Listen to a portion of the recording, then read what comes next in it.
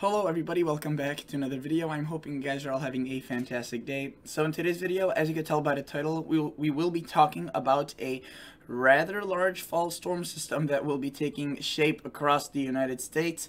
I'm calling it a fall storm because it will develop fall characteristics, not necessarily because it's taking place in the fall time, even though meteorologically fall is already 13 days underway. It started September 1st. Regardless, a lot of impacts from this one. All three models, the Canadian, European, and GFS, are showing pretty good indications of agreement, so I'm rather confident on this storm and its kind of occurrence. Obviously, the track, the location, the impacts, the cold air potentially behind it are a bit less uncertain. So, a bit more uncertain, a bit less certain. And yeah, before we do get into this, if you guys like you like weather, you're a hobbyist, you're an enthusiast, or you just want to know a bit more about the forecast for your area, consider subscribing, consider liking the video. Obviously, don't do that just because I told you so. Enjoy it first. And if you have any comments, questions, concerns, leave them down below, and I will do my best to answer them. Alright, let's start talking about this very large fall storm. So the last several videos that I've made, I've been talking about events that I've had kind of on the lower side in terms of confidence. Obviously, I still talked about them because either they were big events and they got me excited, so I wanted to show them to you.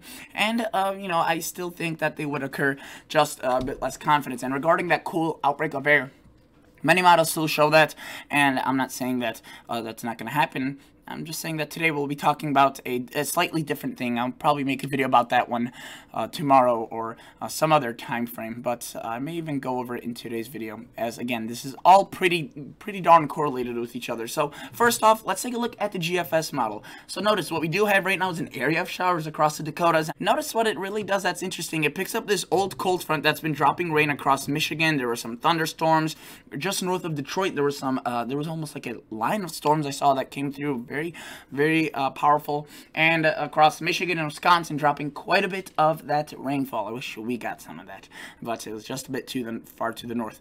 And I do want to say that, look, that starts getting picked up as this low pressure is kind of warm front, even though it was a cold front. So definitely very weird, but nothing that is kind of unusual, I would say. Oftentimes this does occur, especially if you have systems that are one after the other and this type of arrangement. Look at that, low pressure, right? Lots of rain, especially for Wisconsin, the UP of Michigan into southern Canada. It does develop a cold front. This one could be pretty nasty for my folks across Michigan, say Illinois, northern Illinois, southern Wisconsin, Iowa. It looks as if the worst of this will develop just to the south of those areas, really ballooning across northern Indiana, Illinois, central Illinois, I may add, northern Missouri, and into southern Michigan. It shouldn't really be affecting central and northern Michigan as much, while a few thunderstorms and showers are still potentially possible. It's unfortunately looking for those areas that want that rain out of this, like my area. We probably won't be releasing much out of that, unfortunately. But, again, as the title says, there could be many more chances for that rainfall. And hopefully a lot of the areas, you do get it because, well, at this point, I think it's 60% or 70% of the United States is in some sort of drought where they need water. Obviously, some areas much worse than others. So, and then, of course, there are areas that just absolutely do not need it, like the Southwest, Texas. Sorry, not the Southwest, just the South. Texas, Louisiana, Tropical Storm Nicholas is developing. Lots of rain dropping from that, and that is not a good thing. Notice cold front and the moisture from Nicholas, it gets combined, but it doesn't get swept off the coast, and of course the Northeast gets in on some of that rain, and you can see that kind of prevails all the way to Friday, Saturday, so again, probably another wet period for the Northeast. Hopefully no major flooding does occur, but as with all tropical activity, it's a bit hard to predict that far out in the time. And again, this won't be a storm hitting the Northeast, it's just really kind of the residual moisture left from that system. But as we push this forward and we get into the weekend time frame, notice what we start getting towards. A large area of precipitation that moves in onto the northwest, and also a stalled out cold front that's across Wisconsin, Minnesota. Right there you can see out ahead of a cold air blast. However, that gets rudely interrupted by this high pressure and its spinning winds. What this does is, well, it prevails the winds that were originally, if you saw that just a few slides ago, there was a bit of a blue line right there. That gets pushed back to the north because of a high pressure that comes right there. and that basically spins its winds to the north, clockwise, and all these millibars, or if you will, are packed pretty tightly. That means strong winds, and anytime you have strong winds from the south, it will mean heat, and that's why a lot of the U.S. will be very warm. I mean, look at that. It's perfectly almost lined up with that, and, you know, it makes sense. Minnesota, Wisconsin dealing with, unfortunately, very, very hot temperatures. These are the nighttime temperatures, 70s, lower, maybe even 80s, and during the day, well, 90s, probably some hundreds across Iowa, Nebraska, South Dakota, maybe even southern Minnesota. So definitely not the most pleasant in terms of that, but what that does allow us is that moisture that came off the Pacific. It helps the low pressure, guides it to the plains, it takes advantage of this southerly moisture-fueled wind blowing, and, well, we have that large system that I've been talking about. Again, you can see its formation starts at around the hour 200, so it's not that far out. That's in the medium range at this point. And what we start seeing is, well, we have a lot of precip to the north. We have a lot of precip to the south. This is not a quick racing one, and you can see it's not really well developed, but it already has a ton of precipitation with it, and it looks as if that will be the trend. So it will never be a massively well-developed system like a winter storm or a more organized late fall system. It will have circulation, and you can see it right there. It's centered into Iowa and kind of the Minnesota area, southeastern Minnesota, northern Iowa. But look at all that precipitation it already can pick up with little to no effort. And you can see that just kind of streams into Wisconsin, Illinois, over the similar areas for many, many days into next week, Wednesday, Thursday. And then it finally scatters out, and what we see behind it is a little bit of snow across southern Canada. Might get into the northern Minnesota area as well, and we do see a bit of that cold air across the northeast, southeast. We do also see a bit of rain kind of from that lingering cold front from that system, and obviously the cool air will be expansive if this does occur. You can see the GFS not as excited with the newest model run with that cold air. This is the one from 6 o'clock in the morning. You can see it was even less excited, so definitely changes are ongoing right now, but that would bring some. This may not seem significant, but 2-meter temperature shaded, especially after that heat that you will be seeing out ahead of that system at around hour 200. This is pretty far out, but look, the temperatures, definitely potentially for frost freezes across the northern United States. Below 34 is a frost, below 32 is a freeze, and yeah, daytime highs also very, very nice and pleasant. The heat is left kind of to the southeast, and not even the southeast, just the south and west, which they will be getting a bit of that cool air towards the north and west in the coming weeks. So it seems as everybody gets their fair share of cool weather, except maybe the southwest, unfortunately. And notice that after that, well, the pattern kind of, again, it's hard to tell what comes. Maybe cool outbreaks, maybe warm air, bigger storms, but we definitely have this large system occurring, and I want to show you this total accumulated rainfall. A lot of this would come from that storm. Let me take that storm away, and you could see prior to that, there's a lot of white patches. Obviously, there will be some rain from that cold front that waved today across the upper plains, Nicholas, but that storm really fills in a lot of precipitation. Again, good rain chances for many, many locations, which is arguably a very good thing. Okay, and let's take a look at some other models. The Canadian, a very good model. Well, it's a 240-hour outlook. Again, it only goes out to 240, so it doesn't go as far as the GFS. But look, it does show some rain. Obviously, a few areas are different than from what the GFS showed. This one noticeably doesn't show a lot for the kind of Midwest area, a lot less at least. But look what it shows across the Northwest. It shows rain, and even into Northern California. That is good news. Into the panhandle of Idaho, also decent rains potentially. Again, hopefully that does prevail. But look at what the Canadian shows at this time frame. There's our system, right? And again, I told you, all these models show the system. And again, we're starting this a bit later on. So 100-hour 56 next weekend, or the upcoming weekend. Yeah, this upcoming weekend, we have that large precip mass onto the west coast. And what the Canadian does versus what the GFS does, the GFS developed the system, if you recall, across Iowa and Illinois. This one across Canada and more into the upper plains, but it's there nonetheless, and it's a big one.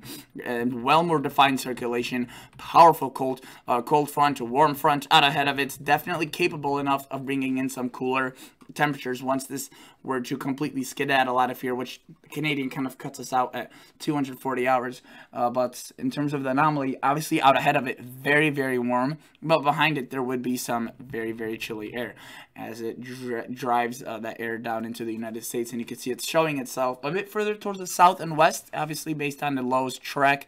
I do say that it would be much chillier here, and I think the Canadian is overdoing that heat there. You know, if you have such a big system, it's almost guaranteed you would see a pretty cool air blast after that, and that would be pretty widespread as well.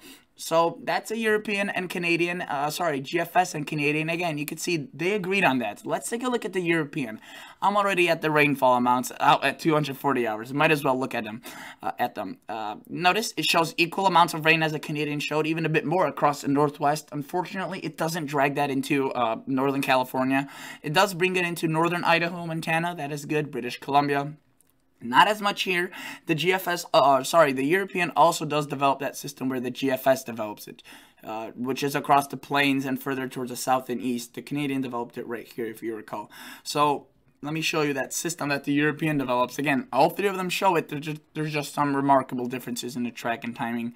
There's our system today. There's our cold front. There's Nicholas. Again, a lot of activity already going on right now. Notice that pushes into northeast. Definitely quite a bit of severe weather threat, I would say, and mainly the flooding threat for the northeast and obviously the south with Nicholas. Again, if you recall, the European was the model that dragged that tropical storm across the south for very, very many days. That would not be good. That moisture is, you know, that kind of has to get out of here as soon as possible, as it's been already so wet. And look what the European starts showing. There's our large precip mass coming in onto the southwest of Canada and the northwestern United States into this upcoming weekend. So again, a bit far out, but all models show it remarkably similarly. And as we push this forward, we do see a bit of that cold air trying to make its way down here, but it gives way to that system. But you know, as soon as that system, once it does form, leaves, that cold air would come back in, and notice that it does get kind of pushed up to the north. But look what the European shows. Again, that precip that came off the northwest puts itself into the Dakotas, Minnesota, lots of precipitation. Maybe not an area of close circulation that's as powerful as what the Canadian showed, more similar to the GFS. Look at all that precipitation. So, I mean, using the tropical moisture to its advantage, it's really spreading its kind of wings from the southeast, Gulf of Mexico, all the way potentially to Hudson Bay where polar bears live, and James Bay. So a very, very large system. And you can see there's our cold front and warm front trying to develop a back shield, but it kind of fails to do that. But you can imagine that once the system moves on, if there isn't any new systems, and that cool air would be able to spill behind it. And look what the European does. Not only does it show this system in a very large fashion, but it kind of redevelops a second one. We already have a pretty large trough here indicating cool temperatures. But look, watch this area right here. Kind of off that cold front, it redevelops another system as a trough. You can see it's riding the kind of the edge of that trough, so it springs forward. And look, right there, boom. It starts developing into a pretty nasty system right there. And again, that would probably even deepen the colder air. And you can see there's an air mass trying to squeeze itself in there. If that system were to develop into a larger one, second larger one, that could squeeze even more cold in here, which already the European does show some pretty cool temperature anomalies at that time frame. Let me run you through this. I do want to say that for now, it's just the northwest that will be cool. And even those folks may be warm for today and tomorrow at least. But everywhere else, it's going to be hot, humid, heat up until that storm system comes. And once it forms, you can see a lot of cool air starts pooling already across the mountains into the plains, if you will, the heartland of the United States. And look at that, obviously a lot of heat stuck in between the warm front and cold front, but look at all that cool temperature behind it. And again, if that secondary system were to develop right there, that would only probably deepen this and invite that new air mass, which is even more chillier, because that's 12 degrees below average, but across Saskatchewan, or sorry, Alberta, which is, again, its average for that time of the year is already much chillier than the average here.